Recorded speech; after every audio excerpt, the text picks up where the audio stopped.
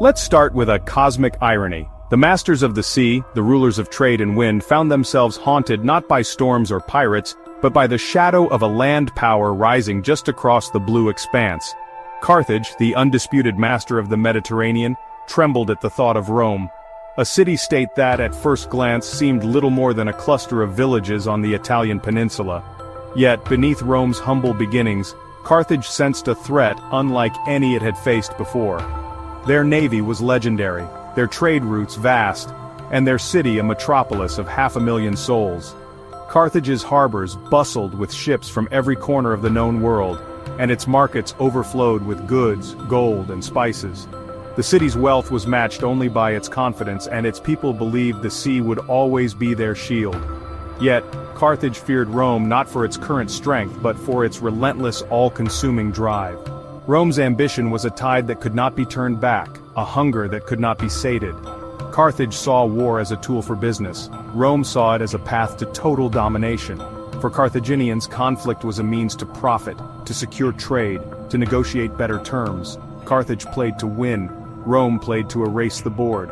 The Romans didn't just want victory, they wanted to rewrite the rules, to make themselves the only power left standing. Rome didn't quit. Sink their fleets, they built more. Annihilate their armies, they raised new legions. Every defeat was a lesson, every setback a reason to return stronger. Carthage faced an opponent that could not be negotiated with or intimidated. Rome's resolve was iron, its patience endless. Rome was a force of nature, advancing inexorably, and Carthage was directly in its path. The legions marched with a purpose that chilled even the bravest Carthaginian hearts. The Carthaginians, for all their might, were up against a civilization that defined victory as the utter destruction of its enemies. For Rome, peace only came after total conquest. This was not a contest of equals but a collision of philosophies, profit versus survival, commerce versus conquest, negotiation versus annihilation. Carthage's anxiety was rooted in the realization that Rome would never stop. No treaty would satisfy them, no bribe would turn them aside. The Sea King's greatest fear was not defeat but extinction. To lose to Rome was to vanish from history, to see their city and culture erased. And as Rome grew stronger, that fear became prophecy. The fate of Carthage was sealed not by the strength of its walls or the size of its fleet, but by the unstoppable will of its enemy. To understand Carthage's fear, you have to grasp their power. Carthage was a titan, its navy unmatched, its trade routes spanning continents. Their quinquiremes dominated the seas, and their circular harbor was an engineering marvel. Carthage's merchant aristocracy ran an empire built on commerce, not conquest. They hired mercenaries for land battles, preserving their own citizens. This system worked, until they met Rome.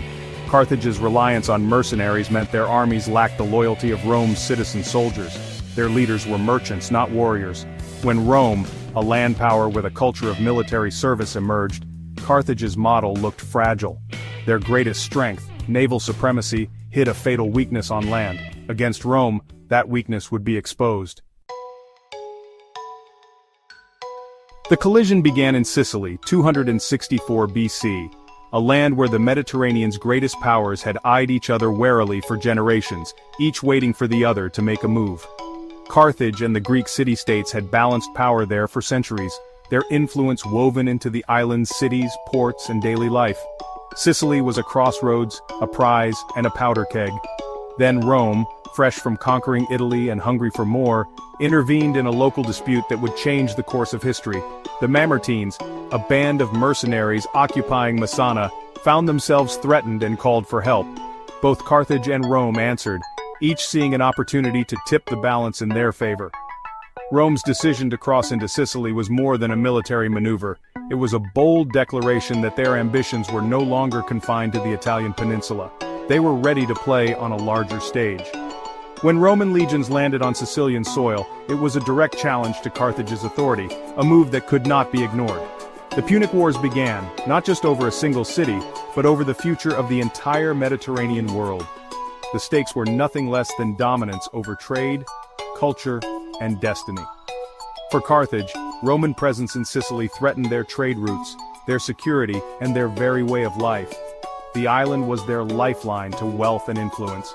For Rome, a Carthaginian stronghold in Sicily was a dagger pointed at the heart of their new republic, a threat they could not tolerate.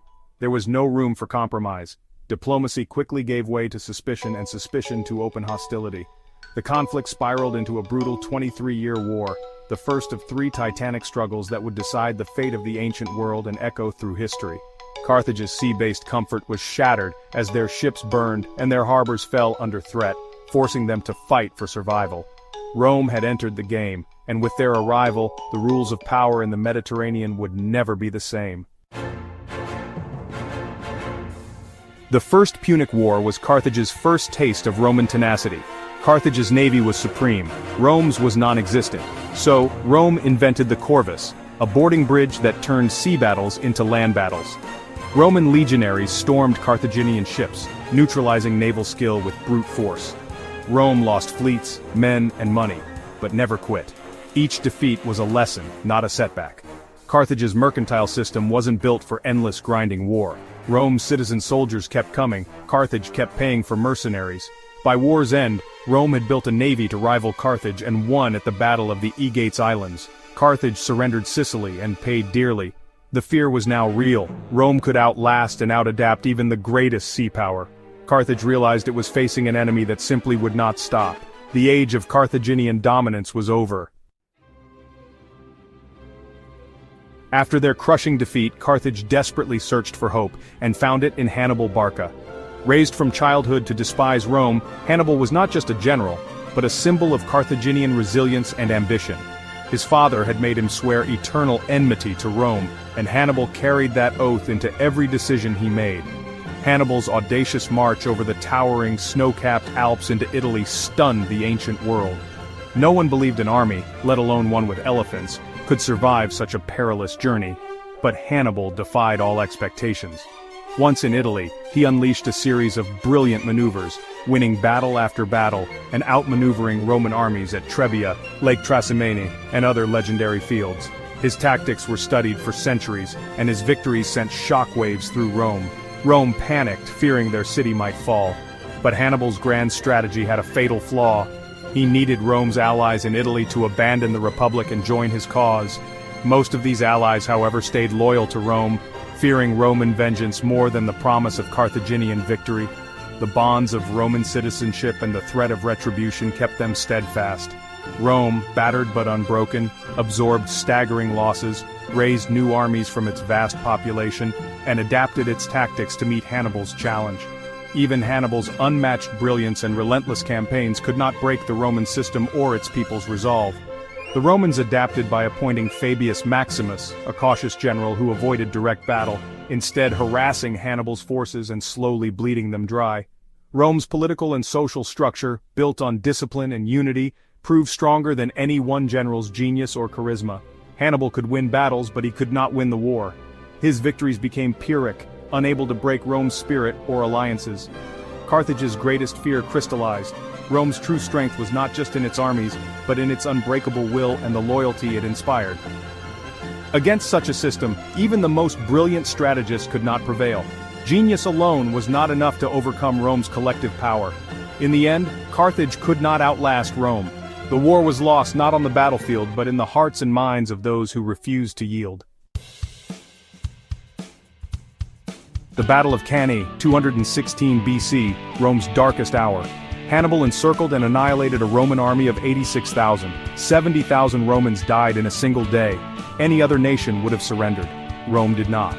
They forbade mourning, recruited new armies, and prepared to fight on. For Carthage, this was the most terrifying realization. Even total victory could not break Rome's will. Rome's response to disaster was grim resolve, not capitulation. Carthage saw that Rome's strength was not just military but psychological. If Cannae couldn't end Rome, what could? Carthage's fear deepened. Rome was unbreakable. Why didn't Rome break?